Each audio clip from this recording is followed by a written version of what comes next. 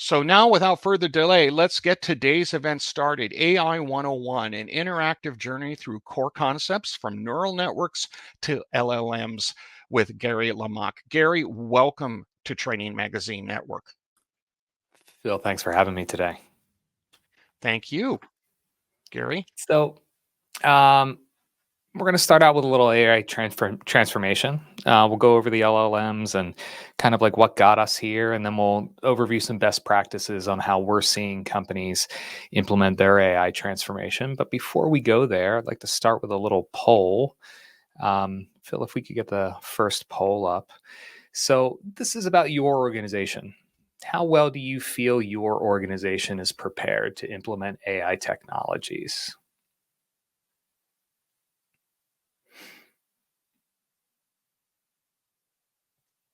It's a bit of a horse race. We'll give people a few more seconds to answer. It is. I'm enjoying watching it. Yes, me too.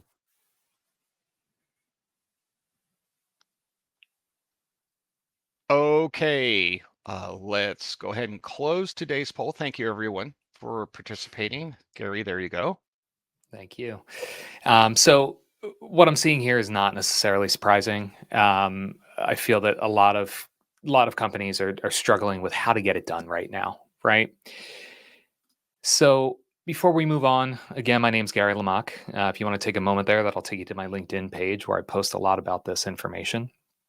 You're happy to click there, follow me, and reach out to me on LinkedIn. For those that aren't familiar with ELB Learning, we are in 80 of the Fortune 100s. We've completed over 20,000 unique and impactful learning experiences. I'm joining you today for more of our consulting side of the business, where our AI transformation practice kind of brings a structured implementation methodology to organizations across the globe. So we'll talk a little bit about this methodology later today and share some insights and strategies that can help your organizations thrive in this kind of new and emerging and exciting but sometimes scary world of AI. So we'll kind of define some key concepts in AI. We'll build a hands-on familiarity where I'm going to have everybody actually build their own LLM while we're talking today. We'll kind of review the state of AI transformation, and we'll review that methodology that we're using at ELB to help companies acquire this new skill set. So let's align quickly on some kind of like essential terms in the AI landscape. So at the broadest level, we have artificial intelligence. It's kind of the overarching term for systems built to tackle tasks that are typically handled by humans. So this includes problem solving, some pattern recognition, decision making to a certain extent. So picture a self-driving car kind of like navigating city streets, as scary as that is for some of us, not all of us, but that's AI steering the wheel. So next step down, we have machine learning. It's a subset of AI. It's focused specifically on systems that learn from data patterns without explicit instructions.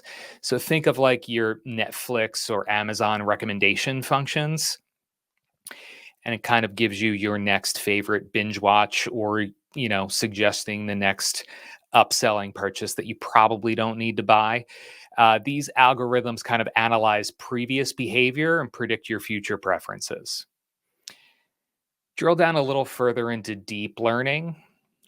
We hit deep learning where it's more of a specialized type of machine learning that leverages what we call neural networks, right? So it's called neural networks because they've gotten AI to kind of think like a human does. So when we get into there, we think about like Siri or Alexa. So it doesn't just hear your voice, it understands what you're saying and it quote unquote thinks to respond. And it's because of this intricate layer of neural networks that they've developed. So we then get to generative AI, which is what everybody's excited about right now. So AI really, it's not just analyzing existing data, but it creates new content. And that's where this differentiation for generative AI comes in, is that you are generating new content. So DALL-E, for instance, can conjure up entirely original images from just a line of text. It In generative AI is really where we kind of highlight the creative side of AI.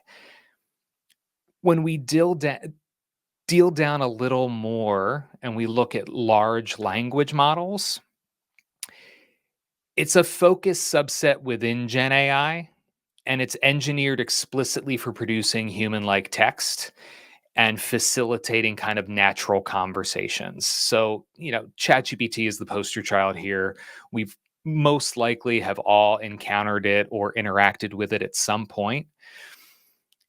So, this is to say, though, artificial intelligence in general has been around for decades, right? So, why all of a sudden are we all talking about it? What's so exciting? What's changed? And what's the hype? It's been access. So these large language models gave access to a technology that was like previously reserved for computer programmers, right? So tools with these LLMs, now anyone can kind of directly interact with AI, directly interact with computers, and it's not just programmers. So the gates have kind of been opened, so it increases the potential of what we can do, but it also kind of creates hesitation and sometimes fear because of that potential. Okay, so we're going to make an LLM. I'm going to see the first three people that respond in the chat, just me, and you're going to be my guinea pigs for this project. So I have Linda, Beth, and John.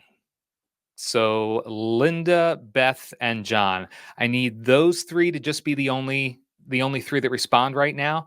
And Linda, I'm going to ask you to go first. Beth, I'll ask you to go second. And then John, I'm going to ask you to go third. Okay. So if we talk about the one word story game, a lot of times we'll start with once upon a time, but we don't have to. Right. So Linda, you're going to set the tone here. Give me the first word.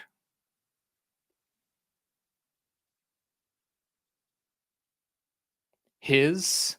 Beth. Name. John.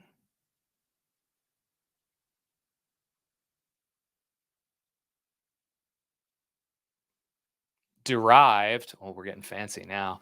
Okay, now the three of you in that order, let's do that until we have a comfortable conclusion to our sentence. So Linda next. Certain, Beth.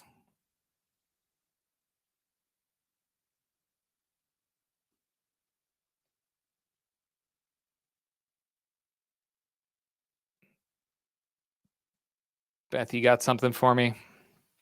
I love this part because if we've all used ChatGPT, sometimes it pauses to think, right? Because derived certain is not necessarily like Mary had a little blank, right? Feelings, John, when, Linda, she said, I'm really interested to see where this goes. I mean, I'd watch this show.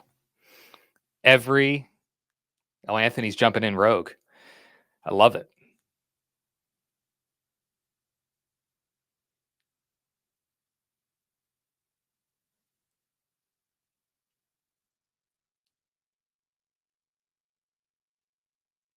Okay, so I'm going to give one more second for somebody to try and close us out.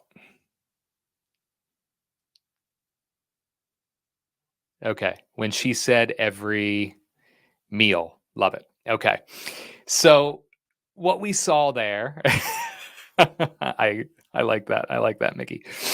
So what we saw there was that we were all trying to think about what the next word should be, right? Some of us very anxiously anticipating the next word. I know that I was.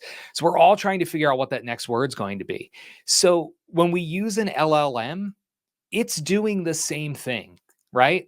Large language models aren't this kind of like mystical oracle.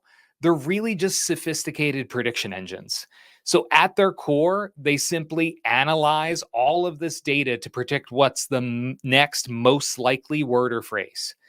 So when we recognize that this is the fundamental truth about LLMs, it gives us the opportunity to kind of figure out what we should use them for and what we absolutely should not use them for, right?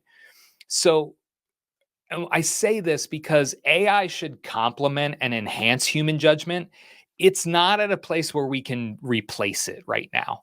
So right now, removing humans completely from critical decisions, we risk missing context. We miss risking. We risk missing. I'm going to get those orders. I feel like my own LLM right now.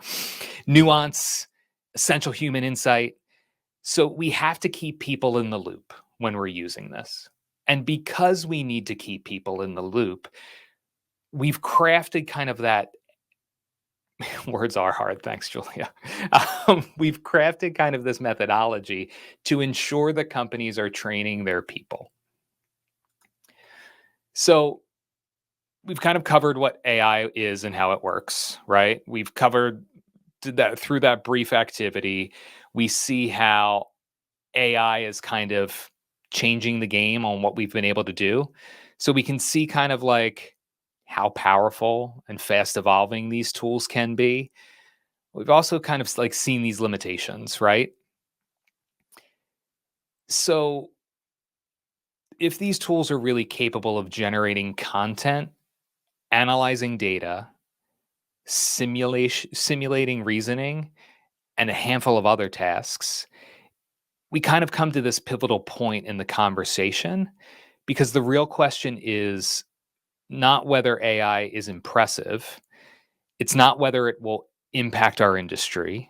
It's not even about what tools we're using. The real question is your organization really ready to use it? Is it ready to harness it? Are your teams empowered to use it? Do they feel comfortable? Do they feel confident? Do they feel trusted to explore? Do they feel capable? Are workflows at your company designed to make AI useful and not just there, kind of in the background, giving us a delightful story that we don't really have the conclusion to? And I'm blaming John for that because I don't think that he brought us there, but that's okay. Um, but is it just in the background with a resource that we kind of expect people to use? Or is it really there to kind of like augment our daily actions and our daily capabilities? So, what I want us to do real quick is go to our second poll.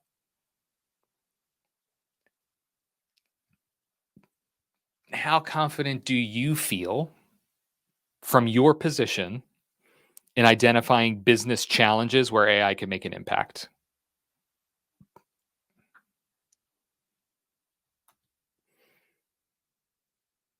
And we'll give people a few more seconds here to answer. Thank you, everyone.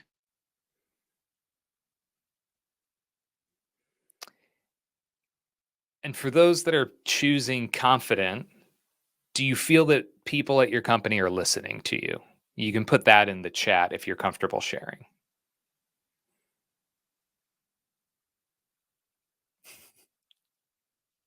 Also, not surprised by the chat.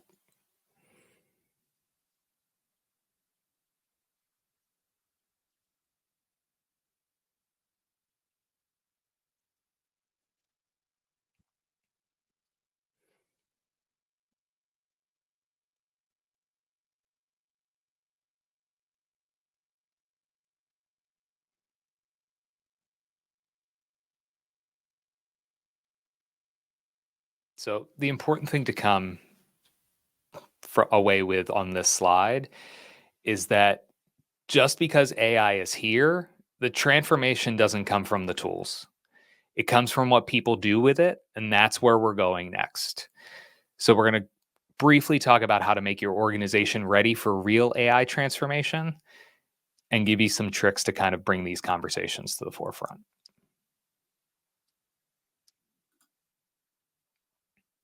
Okay.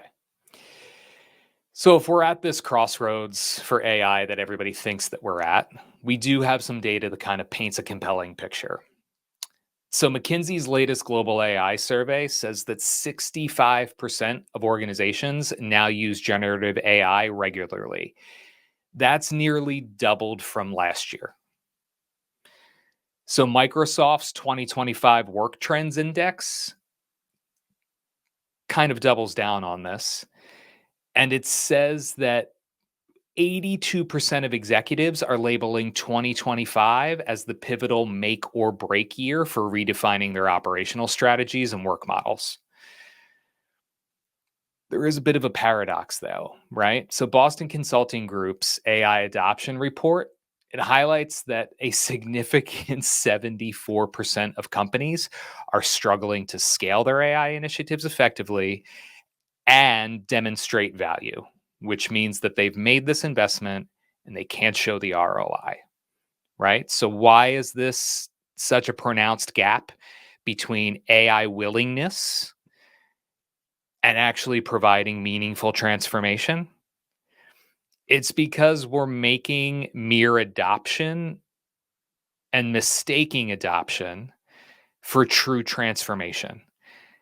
A lot of companies are installing a chatbot or they're integrating AI driven insights into your quarterly reports, and it doesn't inherently shift the core of how your business or companies are innovating, right? So, genuine transformation really demands more. It demands kind of a fundamental reevaluation and restructuring of processes, culture, strategic vision, right? We think about the billions that we're spending on AI right now. Now let's compare that to the efforts that we've invested into the people and how we're preparing those people, right? The teams and the individuals who are leveraging these tools daily without a clear, cohesive strategy to build those skills, it's never going to lead to the ROI that these companies are expecting, right? So it's the gap between strategic ambitions and frontline readiness, right? And that's really where this transformation falters and really where we need to focus in our space on how we bridge that divide.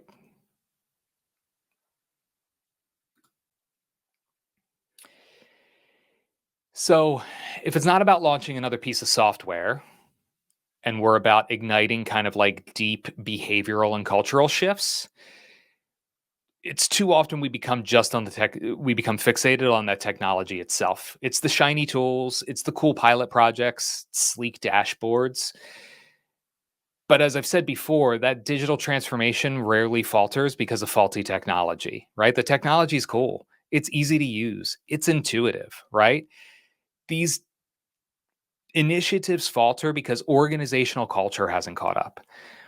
So, Boston Consulting Group again says that fewer than one third of organizations adhere to best practices when they're scaling AI, right? Only 22% of these companies manage to transform beyond an initial proof of concept.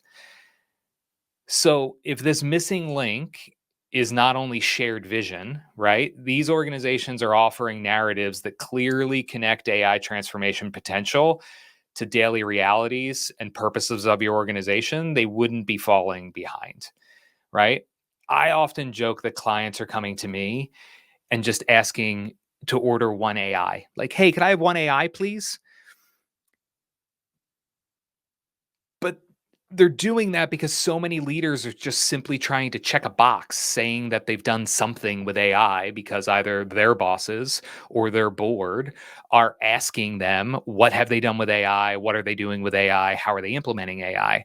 Right? But what they're not doing is strengthening that connective tissue throughout the organization so that these tools, these kind of like one AI requests, they just sit there gathering dust most of the time. So when implementation of these tools fails, these companies just blame either slow adoption, they're blaming resistance to change, right? And they're saying that they need to implement change management programs, but it runs a lot deeper, right? Like people aren't inherently resistant. We've all probably used a little AI in our personal life, right? So they're cautious because they failed to kind of like feel trusted in using it. We haven't adequately demonstrated kind of like AI's relevance to their daily tasks. We haven't really built clear incentives that allow them to use AI with their personal and professional success, right? True transformation requires building this cultural infrastructure. Imagine an environment where like experimentation is not just safe, but it's celebrated, right? Where we foster cross cultural collaboration and cross functional collaboration. It's not just aspirations, right? But it has to become the norm. And we need leaders to actively champion curiosity and innovation and not just merely compliance, right? Not just saying, I need one AI and I need people to use it, right? We need to create and craft a shared narrative that speaks clearly and compellingly to every part of your organization, right? And we're in a position that can really move the needle on this. All right. So, how do we build that infrastructure? At ELB, our consulting methodology for AI implementation is a framework built on three pillars: it's mindset, skill set, and tool set. Right. So, we shift mindset by embracing that AI begins with a transformative shift across all levels of the organization. So we help guide those teams through essential change in perspective requirements to see that AI is not necessarily a threat, but really a powerful ally. And we do this by fostering a culture of curiosity, openness, adaptability, and we'll get into some more examples on this later. Skill set. So once the organizational mindset aligns up with the AI driven initiative, we need to develop skills in our people that are able to use the tool, right? But the trick is that we need to emphasize targeted skills tailored to each role and how they're going to be using AI, right? So it could start with just foundational AI literacy, but it could quickly advance to more kind of analytical and operational competencies. And then we nurture these capabilities. We empower teams to utilize AI effectively, and that's how we drive to demonstrate ROI within the company, right? So the tool set, and sometimes tool set unfortunately comes before skill set. I like to kind of say that these are hand in glove a little bit, but a lot of times we're coming into companies after they've already bought or chosen their tool set.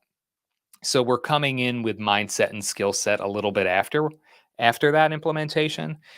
But the tool set should kind of go hand in glove with skill set, because not only are we increasing skill set, right, in general AI understanding, we're also using that tool set strategically in daily workflows, right? So it becomes an asset to anyone that's using it, right? We can all use it to generate a new email to our boss, or, help us kind of create scripting for a deck, right? Like we can all do that now in any role that we're in, but how is it really going to affect our daily lives? How is it systematically addressing kind of like all of these interconnected pillars, right? So we can unlock sustained growth.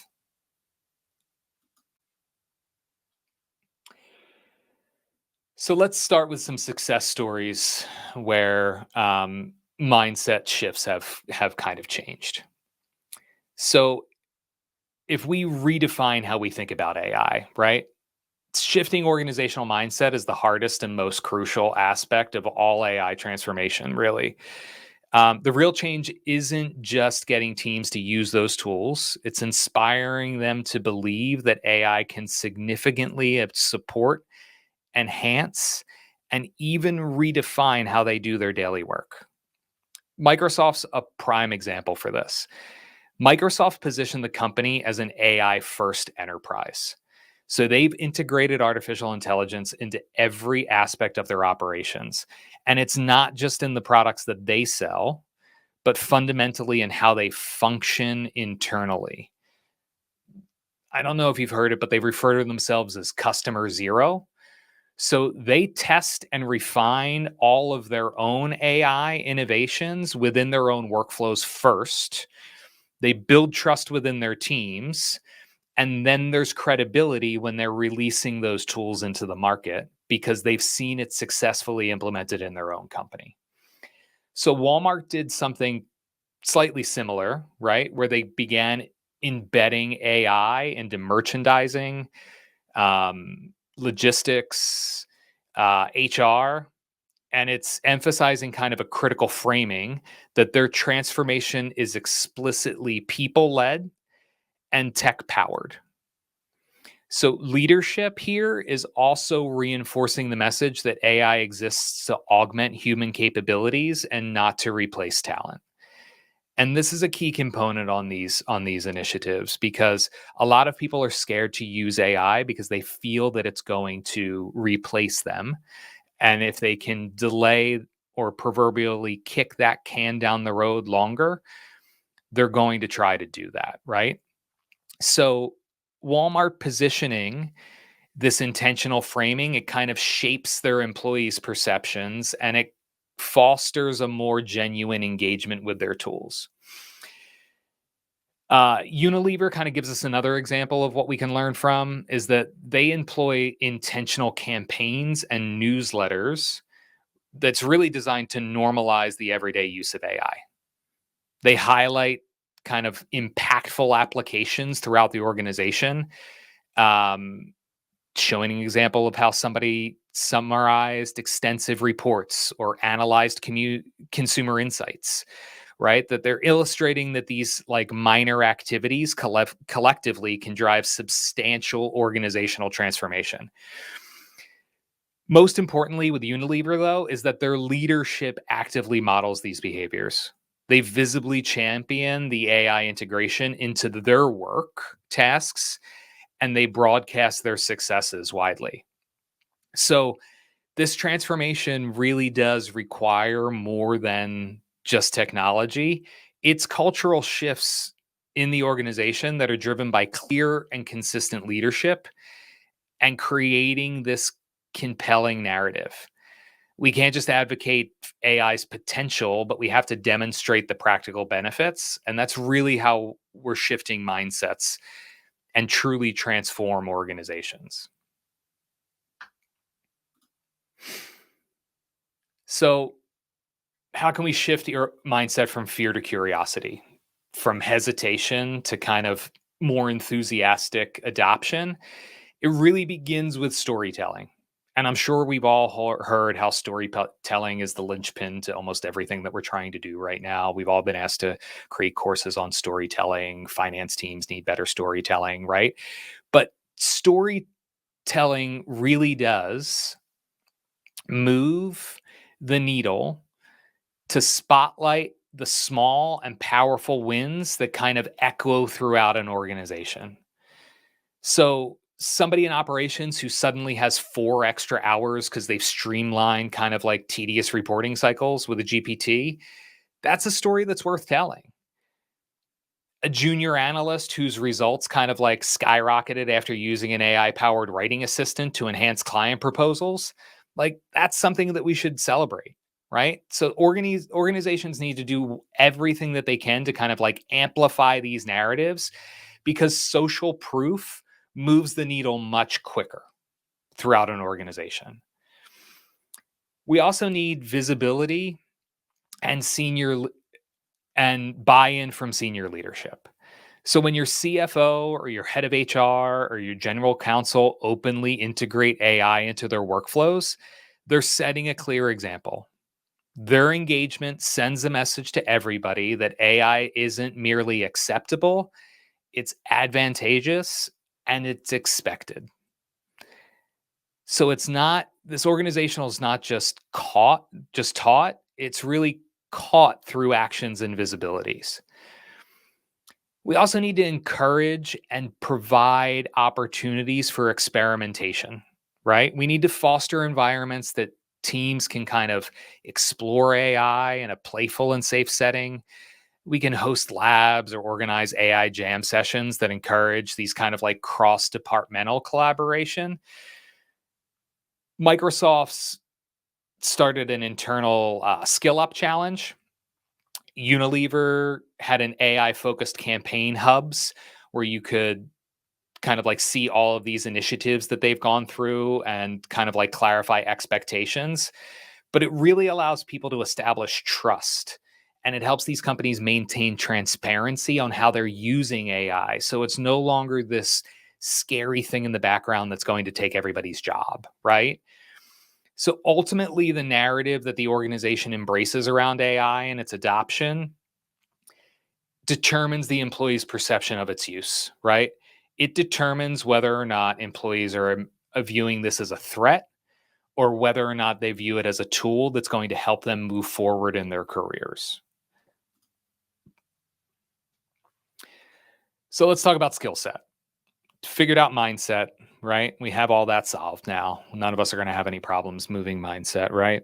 I wish it were that easy. But let's talk about skill set. Okay. So once we have the mindset shift, real journey begins, right? Now we go back into our wheelhouse as learning professionals, and we know how to upskill, right? So let's talk about what's working now. So Microsoft took a far more targeted approach. They created tailored role-specific training tracks. So marketing teams are immersed in AI-driven campaign ideation. Sales professionals master prompt crafting. Oh, I forgot I'm using my Mac. I'm getting some bubbles popping up. Sales teams, right? I was talking about sales. Yeah. So sales teams, they master prompt crafting to extract strategic insights from their CRM data. Engineers are collaborating directly with the AI to streamline code debugging. Strategic personalization ensures that each team understands direct value in their day-to-day, right? So Walmart tackled the adoption through hands-on experimentation, creating what they called AI playgrounds. They these controlled environments really allowed all employees to safely and confidently explore AI tools, just like ChatGPT, right? But what they did was they transformed apprehension into enthusiasm with this initiative. It allowed the playground to spark creativity, and it fostered a culture where everybody in the organization can comfortably engage with AI. So PwC took an even more ambitious path. They invested $1 billion into comprehensive AI training. They developed custom-built co-pilots. They defined certification pathways that were tailored for every single employee across diverse roles. Already, they've cataloged over 3,000 distinct AI use cases within their organization. And remarkably, 40% are actively integrated into daily workflows. So for PwC, whether you're a tax advisor or an HR manager, AI fluency really isn't a bonus, it's an expectation. And we will soon see that PwC will start reporting on a direct ROI from this investment because of how they implemented it, right?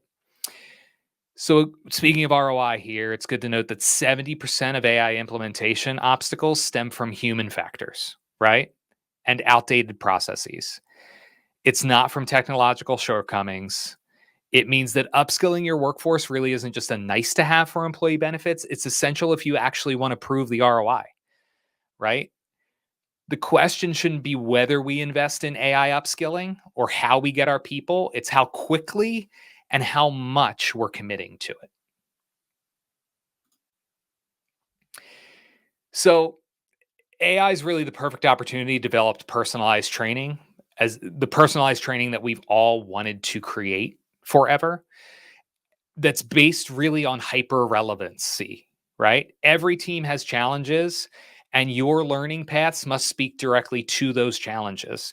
So imagine equipping finance with AI tools that sharpen forecasts and training them to use large language models for sophisticated risk modeling. Picture AR teams, AR HR teams being crafting compelling job descriptions using AI, or extracting critical insights through sentiment analysis of exit interviews, right? So then we can bring that engagement and excitement into gamify the entire learning platform, right? Unilever has created a brilliant internal talent marketplace that empowers employees across departments to tackle these real world AI projects. They gain valuable and actionable skills along the way, and then they implement some of them throughout the company, right? Microsoft leverages kind of like weekly AI challenges combined with peer mentoring to turn learning milestones into recognized badges of honor that people can share. ELB has a training arcade platform that's really kind of like a perfect tool to assist with these types of initiatives.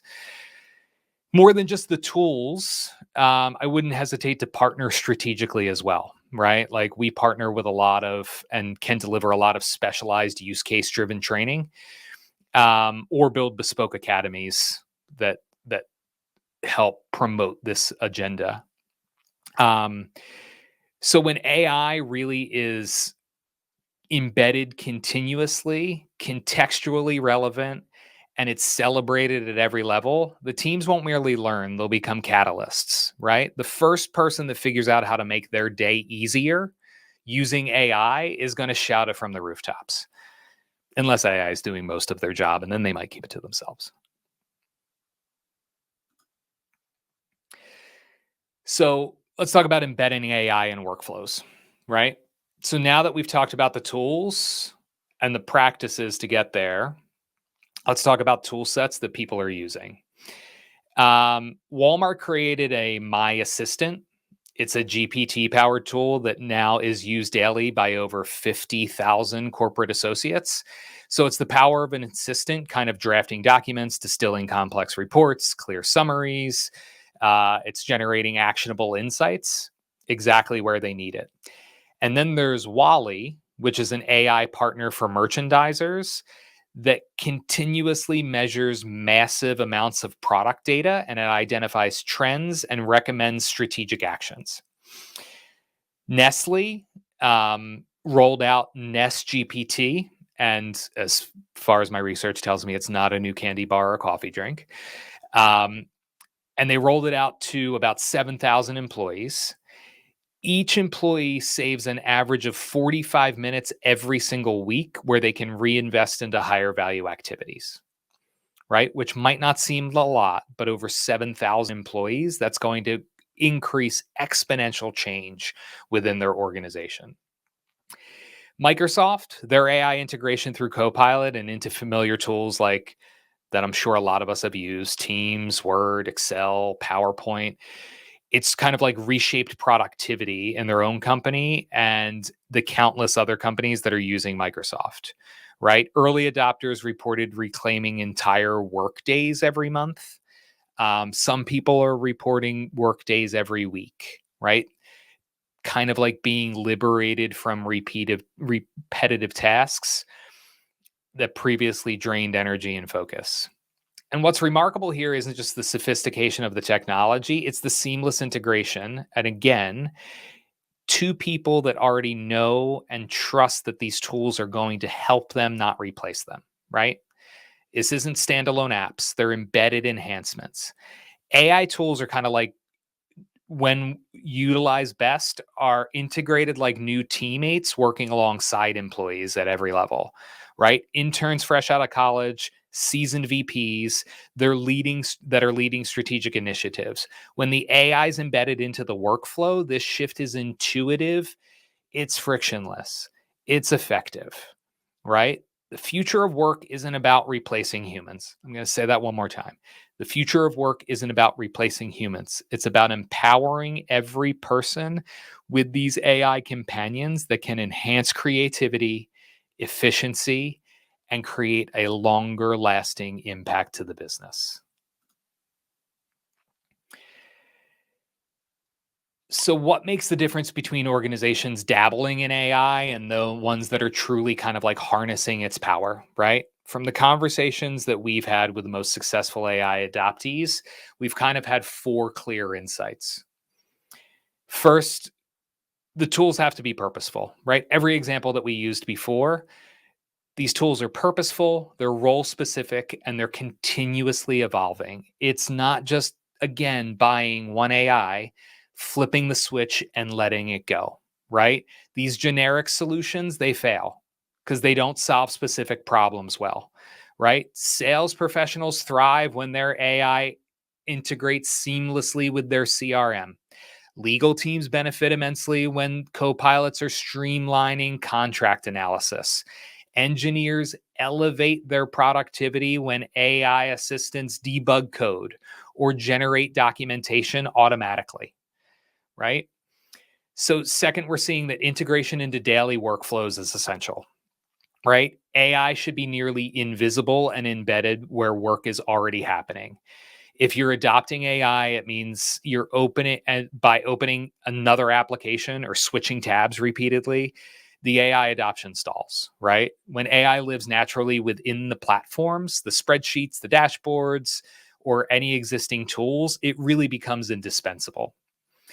Third trend we're seeing, proactive governance is not really negotiable, right? You need clear boundaries and decision making hierarchies, and transparency around the AI's capabilities and limits must be defined and defined at each organization individually. PwC, for instance, their custom GPTs are purposefully scoped and layered with enterprise level security and designed for responsible usage, right? Knowing when AI should lead and when humans must intervene ensures trust, accountability, and effective collaboration. Finally, you have to manage your AI tools like living products, right? Again, launching AI isn't just a one-time enrollment. It's beginning of an ongoing dialogue. If you're on this path, if you played this song, like listen to it till the end, right? Make sure that you're iterative with your process so that you're actually solving the problems and seeing the results that you want to see.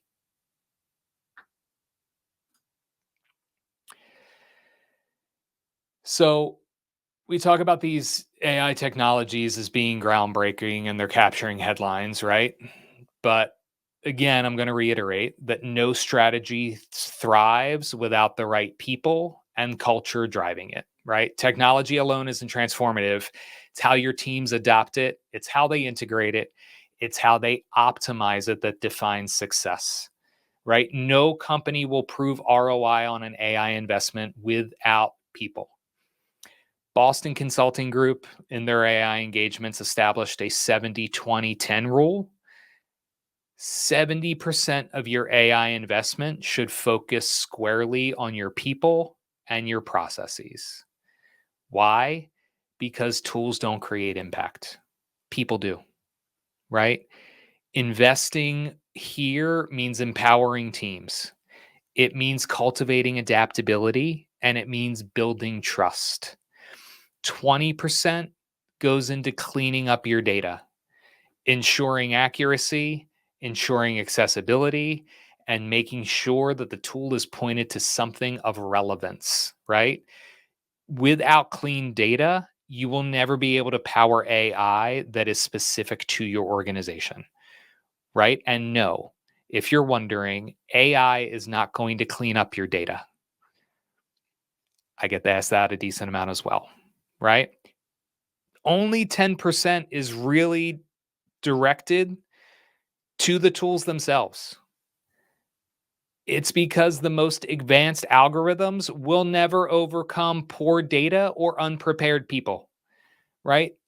So 70% on people. Like, let's keep that in mind and let's keep these, download this at the end and use this to talk to your teams and talk to your teams about how you should be implementing at your company, right?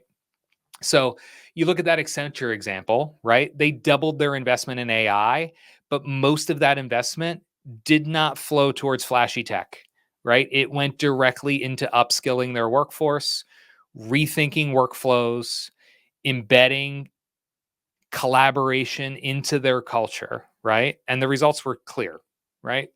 It significantly accelerated their outcomes faster than almost any other company that's talking about their implementation right now, right?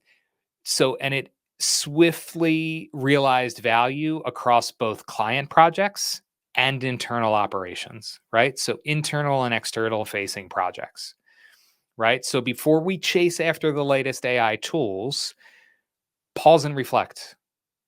It's not about technology, it's about readiness. Do your people have the mindset to embrace the change? Do our teams possess the necessary skills to harness the new technologies efficiently? And are we fostering an environment that can trust the innovation in order for us to thrive?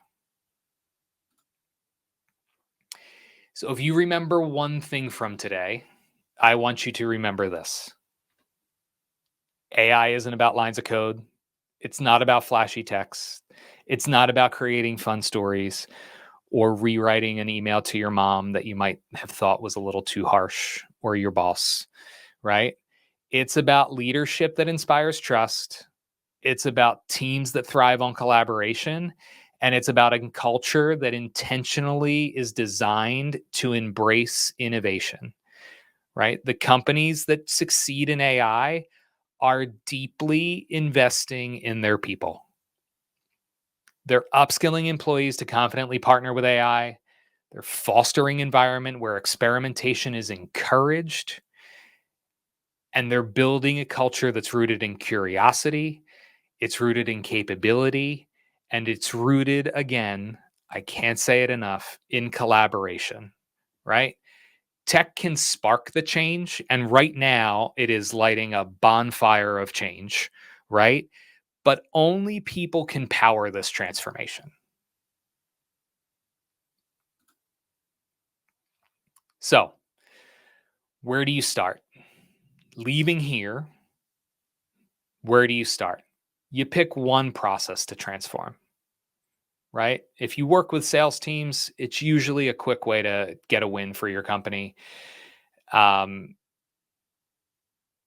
it's usually where I suggest you start because we can directly tie it to ROI by increasing sales, right? So pick one process to transform, train the team, prepare the team, and just focus on that one tool. And then whatever success that you have from that tool, you share that success with as many people that will listen. And then you get your leaders to tell that story to as many people that will listen. And then you sit down with your leadership and you really talk about your AI readiness audit. And that audit includes mindset readiness, skill set readiness before you talk about tool set readiness. So we're going to bring up one more poll. And what I'd love to know is what's going to be your first step? Where do you see this being implemented? And what are you going to leave here and do first?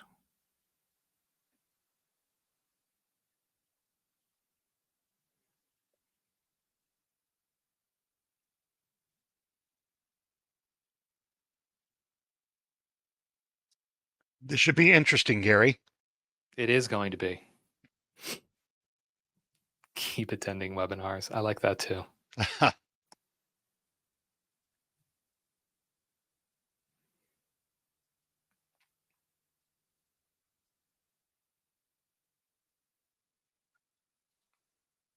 And if you have, you can also answer in chat. I see a couple people, and some people might be in on mobiles where it's easier to answer in chat. Yep. And I see a lot of, continue your education. Don't be afraid to try something new, right? Like sometimes, especially with AI, we're seeing a lot of people kind of like fall into an analysis paralysis of this. Like, what's the first thing that we should try? Try something. Figure out kind of like the bane of your daily existence, right? What do you hate doing every day? Right? Try and figure out a way to have AI do that for you. Right? I mean, if I could get AI to do the dishes, I would. Luckily, I have two teenage boys that I make do it, but they're my own AI for that. But right, how can we take a first step that's tangible, right? Today. Like what can you leave here and do the first thing that's tangible? So as we wrap up, that is my email. If you have any questions about this presentation, reach out to me at any point. That is also the QR code for my LinkedIn again. I'm happy to come and do this presentation at your organization. I'm happy to help you lead this conversation at your organization. Michael, I'm not sure where you are, but for a modest fee, I'll send my kids to do your dishes. That's not a problem at all. Uh,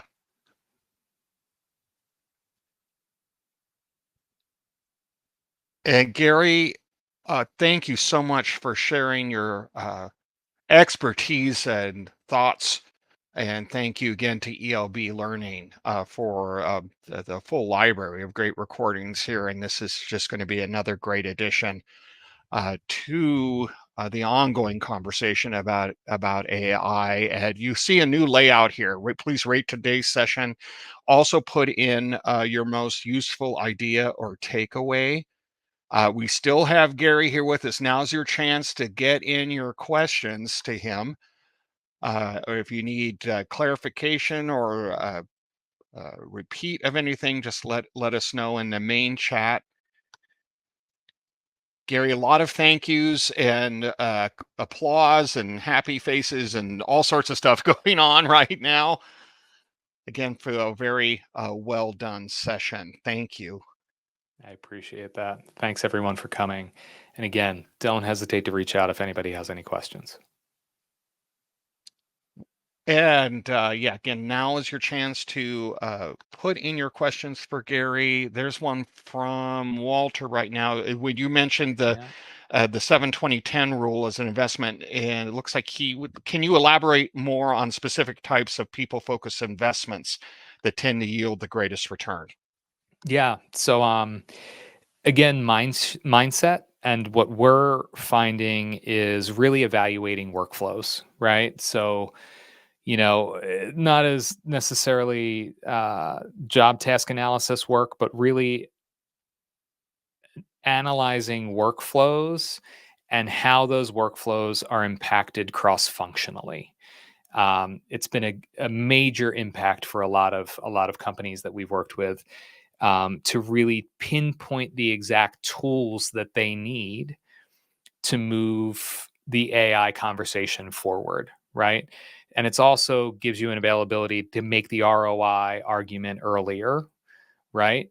I say sales teams, like if you can integrate with a CRM or figure out a tool that's going to help your salespeople integrate with a CRM and do their job faster, make more contacts more quickly, have conversations, more successful outreach, right? There's tangible ROI that's financial ROI, right? So when we talk to leadership, they really want to, they kind of want a dollar amount attached to this. Establishing those workflows and identifying where we can integrate into those workflows has to be one of the first steps, because when you're demonstrating kind of like tangible ROI, that's when you can move these processes forward a little bit faster.